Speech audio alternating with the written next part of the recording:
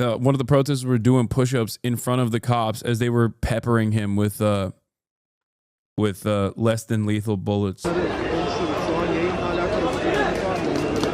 They're literally shooting him.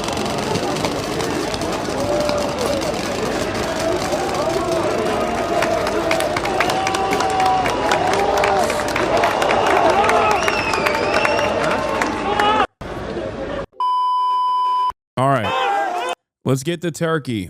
Considering that Rütük, which is the government censor, has made it illegal to broadcast any of these protests as of yesterday, or as of like tonight, I guess.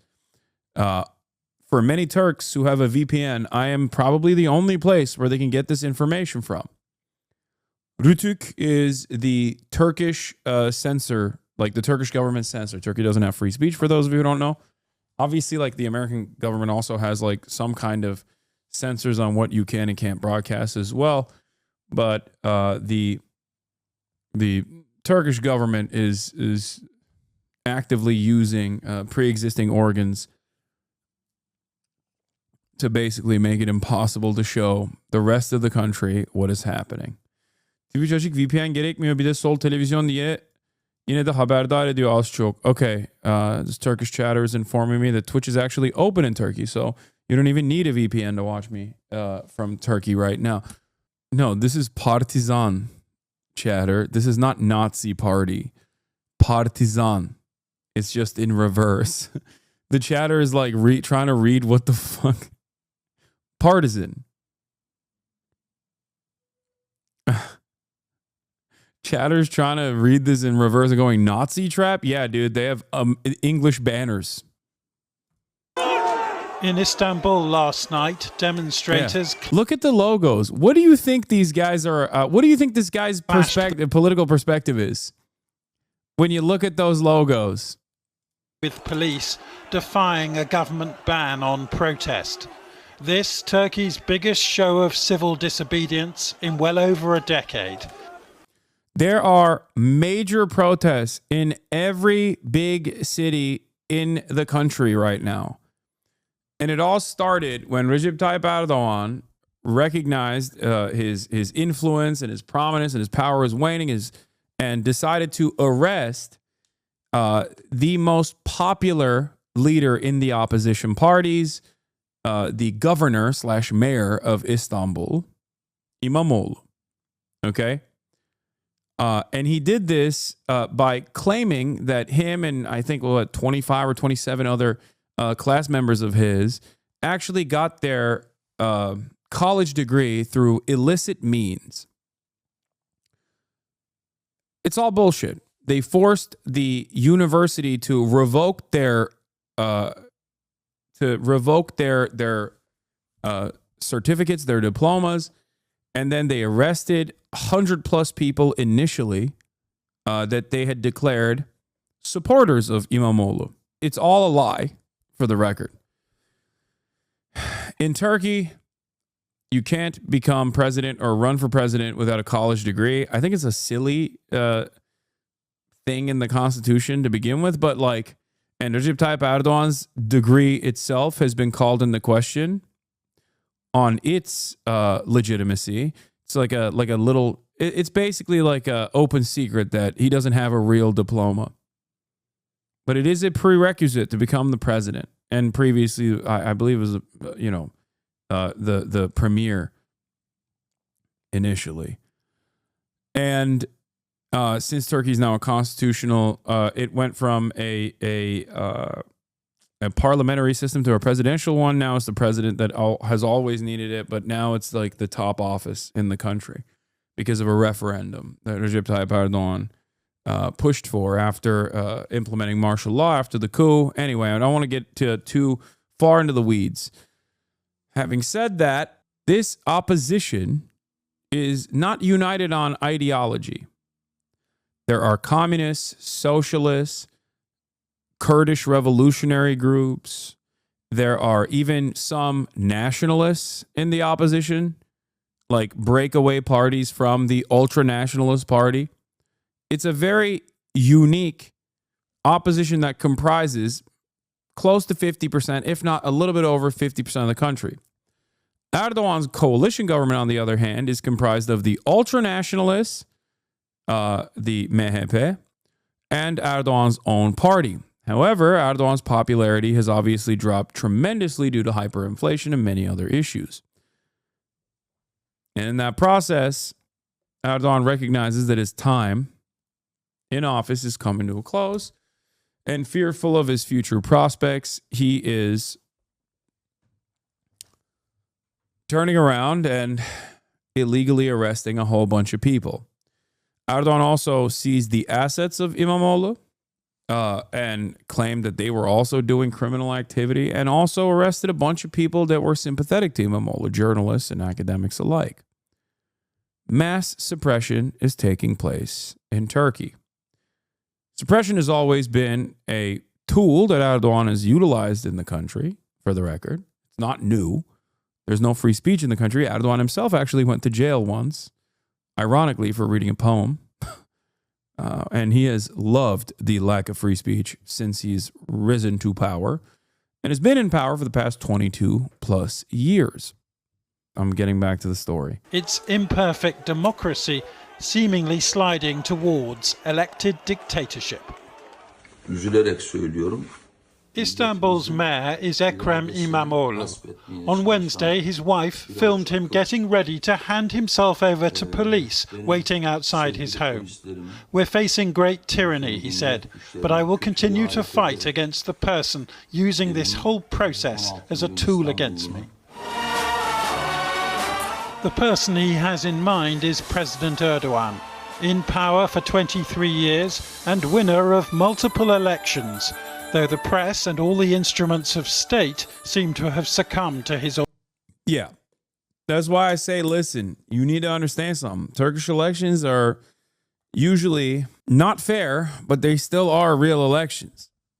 And it's important to understand that, regardless of what people say, because it's important to understand that he does have popular support, okay? He will rig the elections in his favor by using the media and through other methods of political suppression against his opposition. But at the end of the day, there is real support, at least across the 50% boundary for him and his coalition. That's why he had to make a coalition, by the way, with MHP. Having said that, this is probably the most popular he has ever been in terms of foreign policy, especially with the Ukraine stuff, especially with Syria. And yet, this is the least popular he's been in the country. So I think that's the reason why he used the goodwill that he got from European leaders who were like, "Oh my God, you did a fantastic job with the Syria stuff. You packed that shit up so neatly, and you're saying, you know, you're going to support Zelensky." He used the lack of interest that Western powers will have in basically saying, "What the fuck are you doing to Erdogan?" And I haven't really seen a lot of Western leaders criticize him for these insane actions, by the way.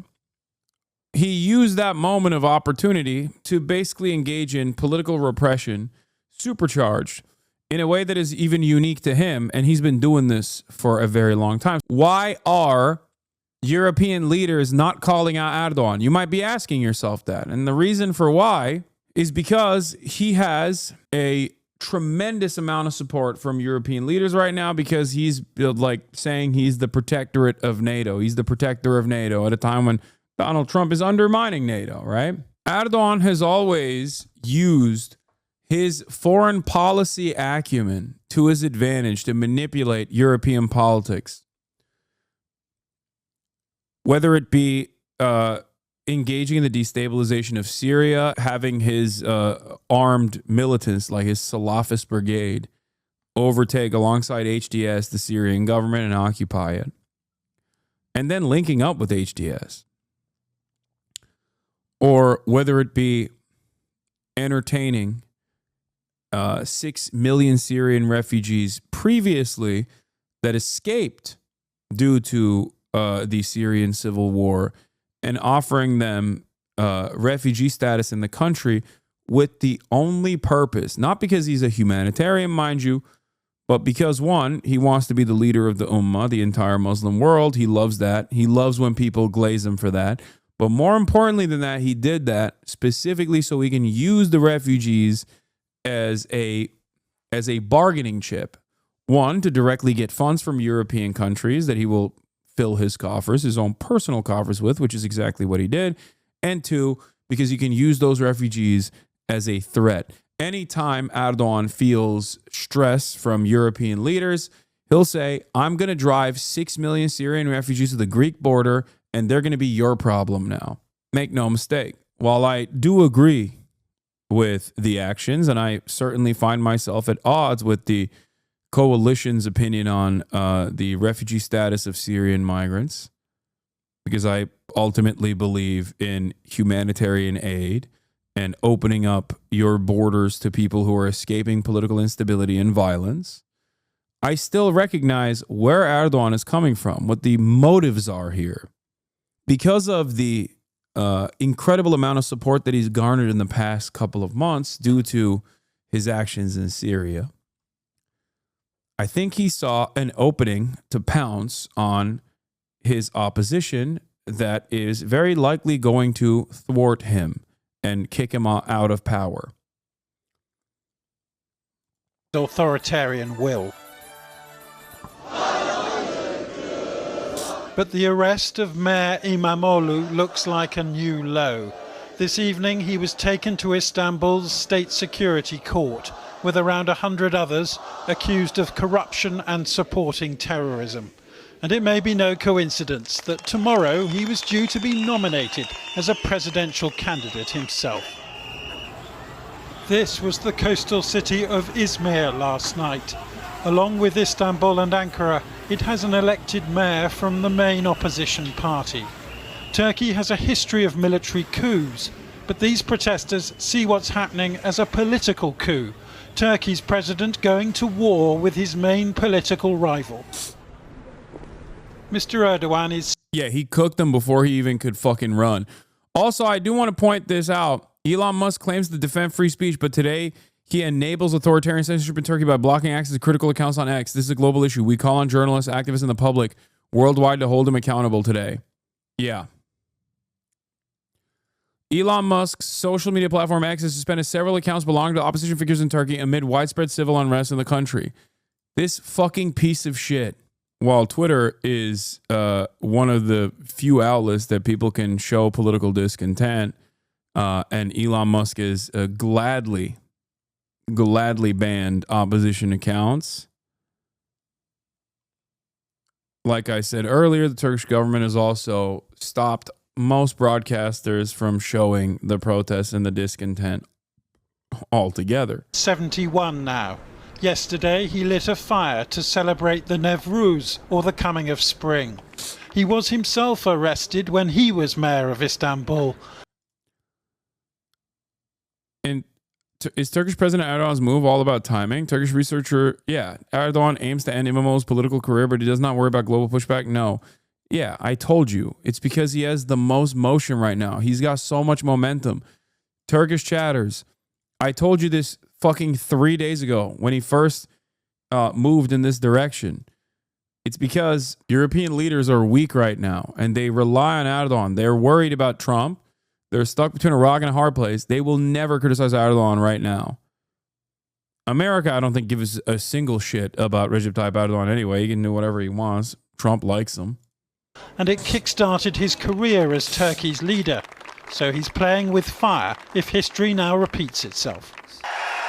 He said he will retire in 2028, but he could engineer an early election or a constitutional change to stay on, presenting himself as an alternative to this week's unrest. Bir yolsuzluk operasyonu bahane edilerek They are trying to create turmoil on our streets, using an anti-corruption operation as an excuse. We won't allow a hand. Türk dünyası yüzyılı. Oh my God. Erdogan is such a goddamn chameleon that he went from liberal, Euro-focused privatizer, pro-capitalist privatizer, to expanding the welfare state at times when necessary, to Islamist who has never really changed trajectory from being an Islamist to now pan-Turanist, who will also restore the caliphate. He's going to restore the caliphate and he's a pan-Turanist at the same time. Okay? He is literally everything. But more importantly, he is a watermelon salesman. Okay? He's done it all. He's been everything. You could call him at times a social democrat. You could call him a European liberal and a privatizer of state enterprise. That's how he came into office initially. Guy who was like, I don't really care about this gay stuff, to like Islamist who fucking, you can do the political compass memes for him with every direction he has taken. Now his administration is pro-Kurdistan. Not really, but it's wild. It's wild that he is both simultaneously an ultranationalist and a pan-Turanist, but also saying, you know, we're gonna get Abdullah Öcalan out, and he's gonna do a call. He's gonna tell all the Kurds to put down their arms, to lay down their arms. He's everything. Okay, he's everything and more. That's why he's been in power for 22 plus years. Handful of incompetent, ambitious individuals to attack the peace, to provoke our people, to terrorize and cause worry in Turkey. Ekrem Imamoglu, who is 54, won't go quietly, telling counter-terrorism police that he faces unimaginable slanders against him. He's also been stripped of his university degree, which prevents him from running for president, though his party leader, who now sleeps in the mayor's office, says a proxy could run instead. If he is unable to apply, then somebody else will be a candidate instead, and they will win. If he faces a political ban, we will turn the next election into a referendum to remove it and set him free. Turkey's president was today attending to affairs of state.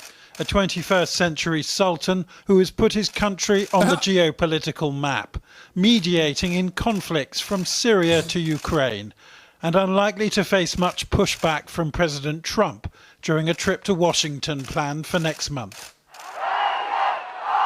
Istanbul is home to 16 million people.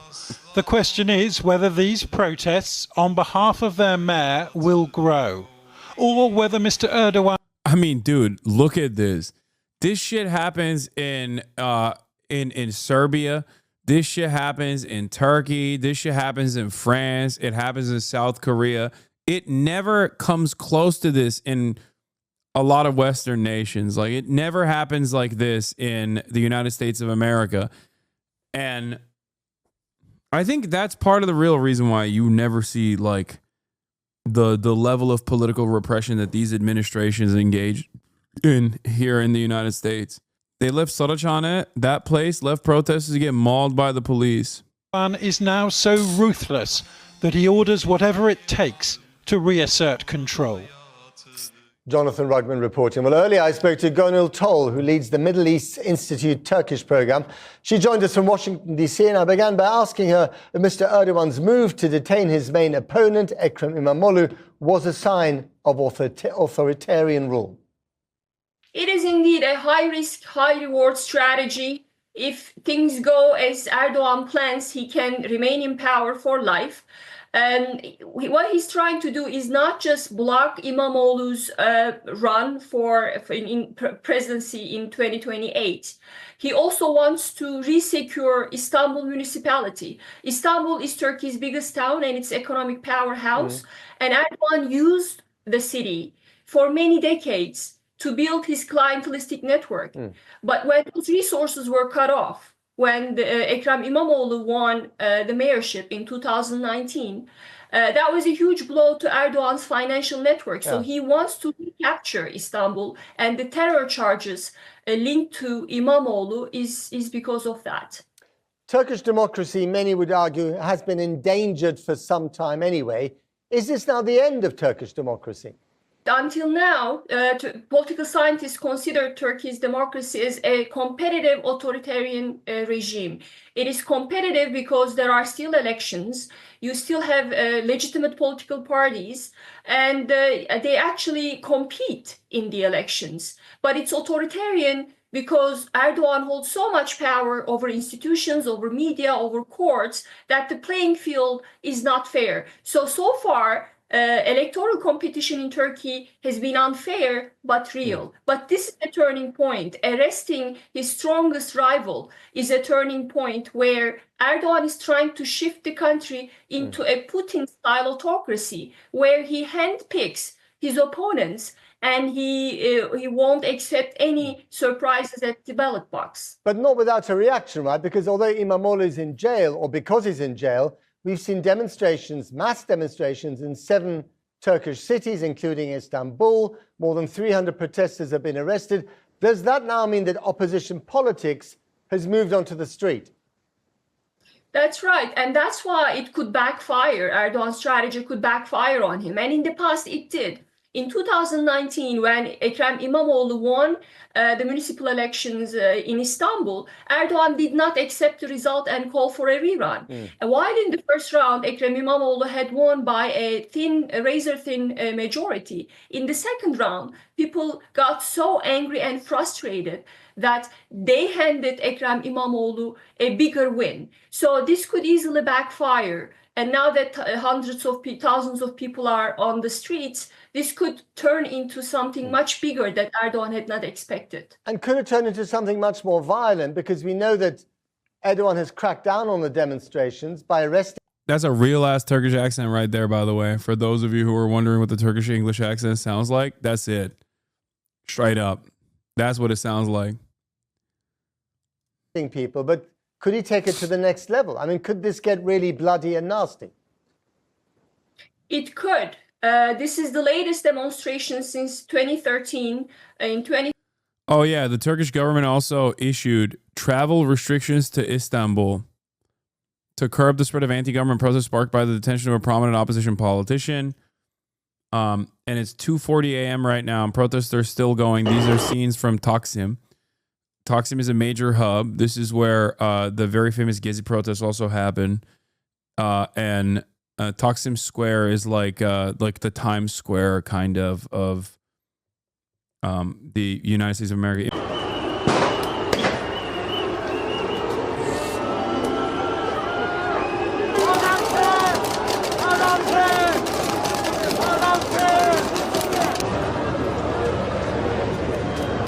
Is the opposition a better alternative for Turkey? Yes. While I certainly have my criticisms of the opposition, especially like the leadership roles within the opposition, I would, yes, 100% yes. First of all, even if they're fucking corrupt, they're not going to be able to be as corrupt as Erdogan. Okay? I'm not even saying they're not going to be corrupt. But let's be real, okay? It is virtually impossible for them to be as bad as Erdogan and as corrupt as Erdogan. It's just not possible because he is one of the best in the world at both of those things.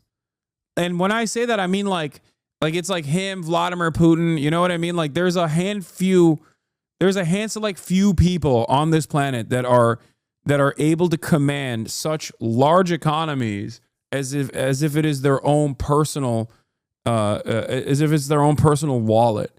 Like he is so insanely fucking corrupt. It is crazy. It is honestly, it is genuinely one of the few instances. Like I always say, when people talk about North Korea, right? They're like, oh, it's actually entirely because of the fucking Kim family and like their corrupt dynasty, and that's the reason why the people are so poor. It's like, no, it's the sanctions, right? But with Turkey truly is one of the few places where you can make the argument that like one fucking family and their besties are almost entirely responsible for all of the pain and all the struggle that people experience. Now, having said that, has he also been responsible for the expansion of the welfare state? Absolutely. Okay? Absolutely. It's interesting because people get mad at that and they're like, oh, he's just like winning votes. I don't have an issue with that. I don't personally have an issue with like winning votes. Okay. The issue I have is that he has created this political machine that basically relies on people going out and voting for him. And that's the only way that you can get the financial aid necessary to survive, while also simultaneously doing the worst building practices, as we saw some of the implementation of said awful business practices and rampant corruption within the party structure that had a devastating impact on the infrastructure in the aftermath of the massive earthquake in Turkey, which he still won an election afterwards, after that fucking violence. Wasn't Turkey a military dictatorship before Erdogan? No. What? No. There have been times when there have been military coups in Turkey, yes. But no, Turkey is not a military dictatorship. There have been moments in Turkish history where the administration has been overthrown by the military only to have elections afterwards.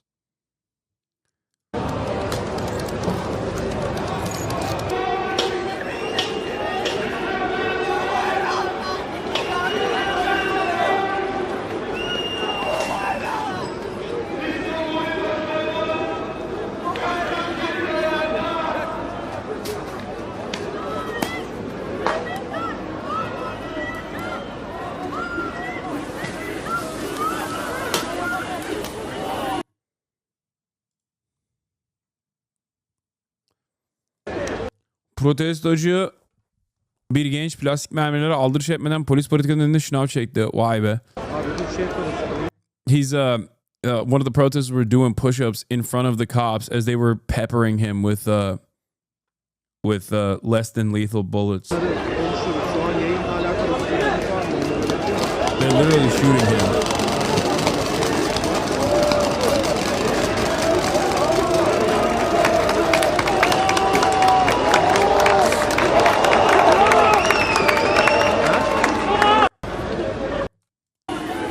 This is why we say ACAB is universal, by the way.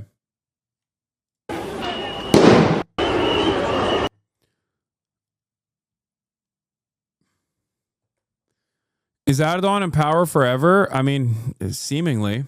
He will maintain power forever by doing shit like this. 2013, again, hundreds of thousands of people took to the streets to protest Erdogan's policies.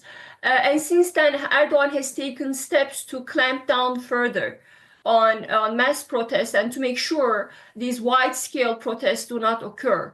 Until now, you've seen police being very cautious, although since yesterday night, we've seen the police violence ramping up. So this could get a lot worse. And just finally, I mean, Donald Trump is rearranging the geopolitical furniture everywhere with his actions and his pronouncement. Is President Erdogan taking any inspiration from the way that President Trump is behaving?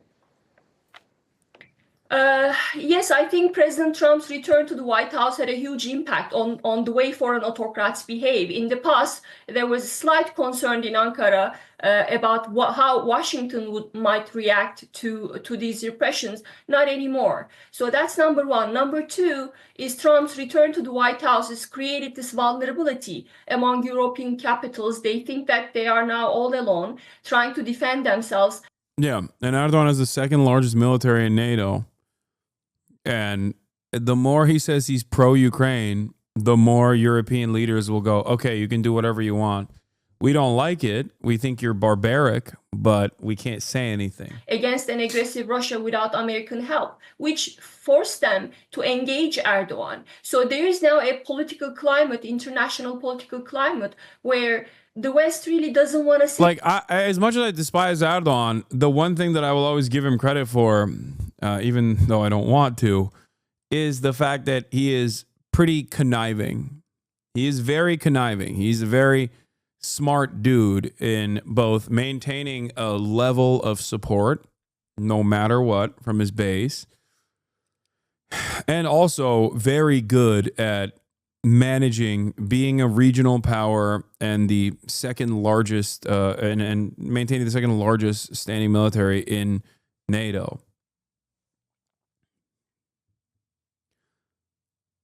You don't stay in power for 22 plus years without doing that. Say anything to Erdogan because of the things that he's doing to his own people. And Erdogan knows that. And that's really what one of the reasons why he is so emboldened to do these things. Gönül Tol, thank you very much indeed. Here's the NBC coverage on it. Protests in Turkey surge over detainment of Istanbul mayor. Tonight, protests in Turkey reaching a boiling point. Street demonstrators clashing violently with police after the main political rival of the nation's president, Tayyip Erdogan, was detained. Turkish police blasting crowds with water cannons in Izmir and using tear gas to break up protests in the capital city of Ankara. Despite a ban on demonstrations, thousands also flooding the streets in Istanbul over what they call the undemocratic detention of Istanbul's mayor, Ekrem Imamoglu, who was set to be announced as a presidential candidate this weekend and leads President Erdogan in some polls. This 70-year-old protester saying as long as they don't release Imamoglu, we're not leaving. Üzülerek söylüyorum. On Wednesday, Imamoglu posting a video saying police were at his door prior to an early dawn raid. I would say that the only difference between Russia, the only difference between Russia and Turkey at this stage basically is that the opposition leadership is like an eclectic group of people that don't have any sort of like real ideological coalition beyond overthrowing Erdogan. But they are still a real opposition, and they represent the real 50+% of the population, as opposed to in Russia, the opposition is completely controlled. They are also at the behest of Vladimir Putin. That's the major difference.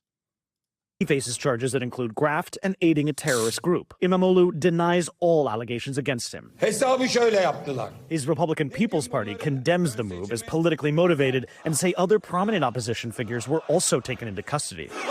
Very often, there is no rule of law in Erdogan's Turkey, and currently Turkey's jails are full of Erdogan's political opponents. Turkish constitution has a very vague terrorism concept, so Hey, Americans, when I said America is Turkifying at an alarming rate, this is what I was talking about, by the way.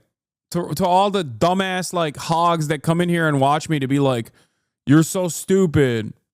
You're so stupid, Hasan. It's based to like call anything and everything terrorism and like jail people. Okay, this is it. This is the product. You like that?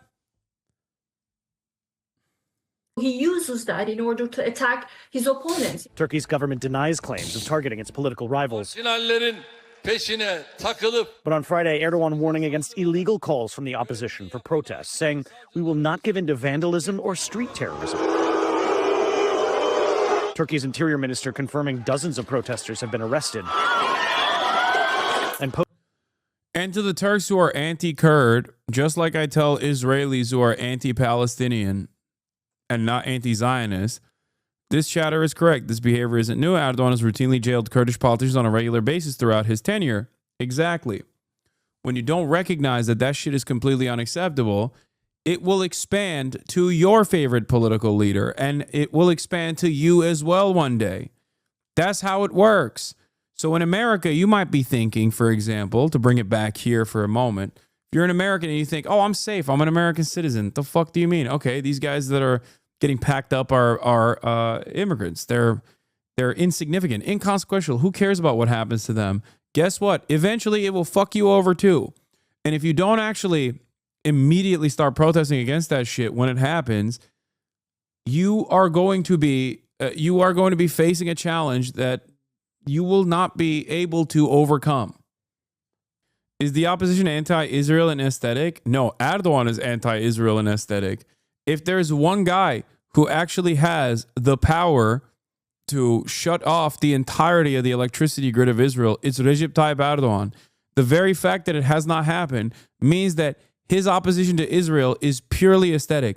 Don't ever tell an Erdogan supporter that reality, by the way. They will get so mad. They'll be like, no, what are you saying?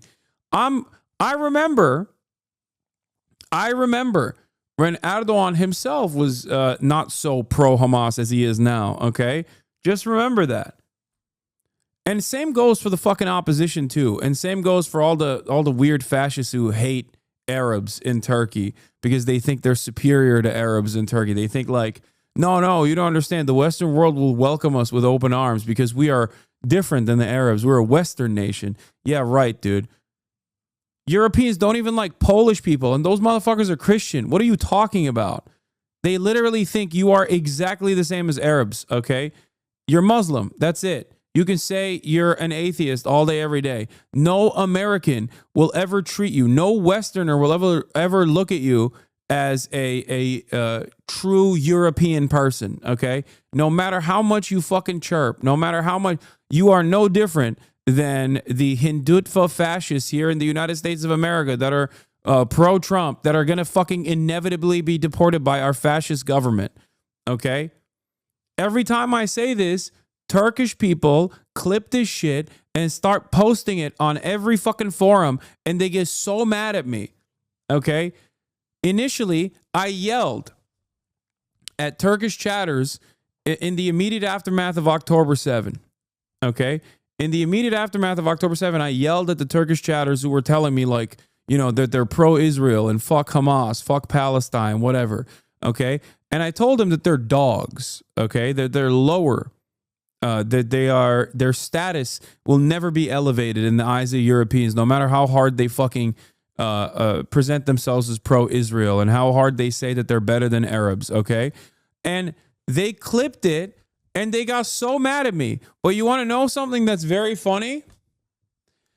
Every single group that posted that clip and got mad at me is now openly pro-Palestine. Every single one of those leaders of the individuals that posted those clips, every single one of them is now unconditionally pro-Palestine. Many of their fucking leaders literally lied about their initial defense of Israel. If you ask them about it, they'll go, oh, what do you mean? No, I was never pro-Israel. What are you talking about? Yeah. What happened? What happened? Ne oldu? Beni koyuyordunuz ekşi sözlüğe. Hasan Türklere köpek diyor falan diye. Koyuyordunuz beni ekşi sözlüğe. Bağırıyordunuz orada. Şimdi niye bağırıyorsunuz İsrail katil diye? Seviyordunuz İsrail'i. Ne oldu? Götünüze girdi mi o? Bana dönüp ondan sonra Batı'nın köpeği diyorlar. İngiliz uşağı diyorlar. Ulan Batı'nın köpeği İngiliz uşağı İsrail'i sever. Posting on X that at least 37 social media users were also detained for sharing posts inciting public hatred Daha or çok babandan crime. dolayı FETÖ'cü diyorlar. Evet, o da çok komik amına koyayım. Bana FETÖ'cü demeleri en komiği. Hem bir yandan diyorlar ki topum ben. Çünkü tırnaklarımı boyuyorum. Ondan sonra FETÖ'cü diyorlar amına koyayım. Bu komik tabii, çünkü bir yandan Amerika'da da aynen bu şekilde bana devamlı laf ediyorlar. Türkiye'de de laf ediyorlar bu şekilde. Abi sana demokratlar ajanı diyorlardı en son. Demokratların ajanı. Anyway. Residents now worried about the crackdown. Yani her şeyimizi... This woman saying anyone who raises their voice is thrown in jail. Matt Bradley, NBC News. Thanks for watching. Stay updated about breaking news. Yeah, I could be the Asmongold of Turkey and say that Reis is doing the best.